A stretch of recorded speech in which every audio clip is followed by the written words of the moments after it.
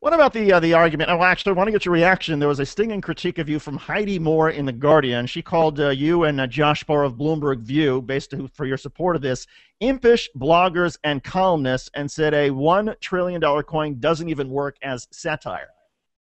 Yeah, I didn't really understand that counter argument. I mean, look, there's this idea that's like, oh, this is just complete silliness, and the people who are behind this are trolls.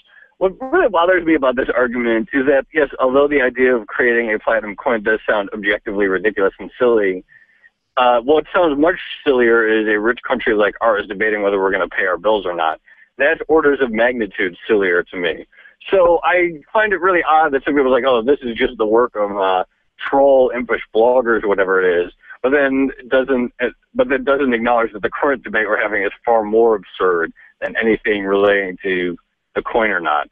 People should probably get that into perspective and maybe train their fire where it really belongs for the people who are taking this debt ceiling debate seriously, not people who are trying to come up with ways to get around it. Well, let's help people a little bit. Let's remind them. Explain what happens if the United States decides to, I don't know, not raise the debt ceiling, and we get downgraded by not just one credit agency but multiple credit agencies. What happens around the globe, and what happens to the U.S. economy?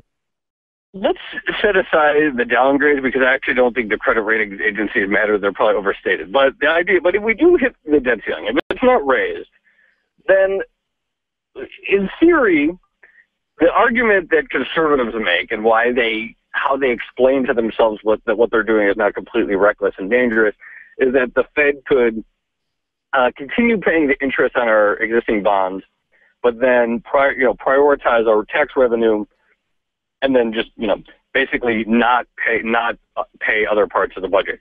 But clearly people are not comfortable with this concept for many reasons. One is that it's not clear that the Treasury really has the technical mechanisms to just prioritize bond payments so easily and not pay other things.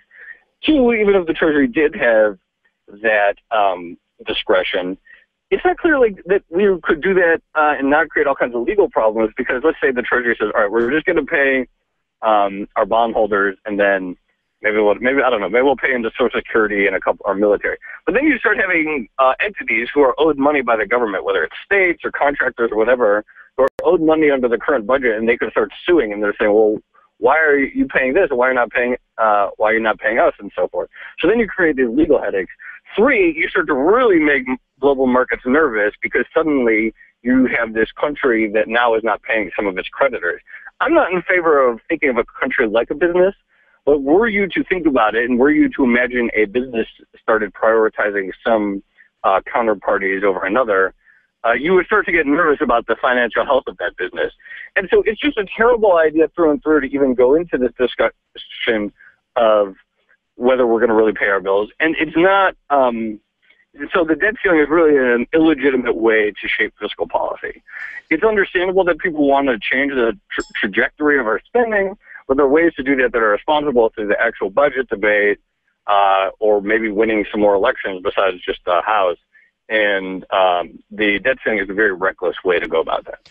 Do you think that that Congress, the Republicans, will actually hold firm? I mean, we've already had Newt Gingrich say, "Hey, look, this is a non-starter. Republicans would be committing political suicide if they try to hold the debt ceiling hostage." Do you think that? Are you optimistic they will not go there? I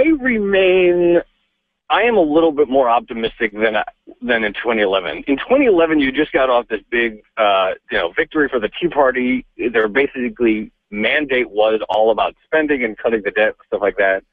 And they were really fired up. And so I believe that was the peak of this Tea Party debt ceiling hostage nonsense. Unfortunately, it hasn't died down quite as much as I thought it would. But look, the Republicans lost in 2012. They know they did. Yes, they still control the House, but that's sort of like that Tea Party energy, which in part was based on the fact that the economy was much worse. We've since strengthened since then. That will fade some of that. So I remain optimistic that it won't be a catastrophe, but I certainly think that looking for a technical way out so that we don't have this hostage-taking situation over and over again is better than actually having a negotiation, because it's setting a terrible precedent. I'm with you. Joe Weisenthal, Deputy Editor of Business Insider.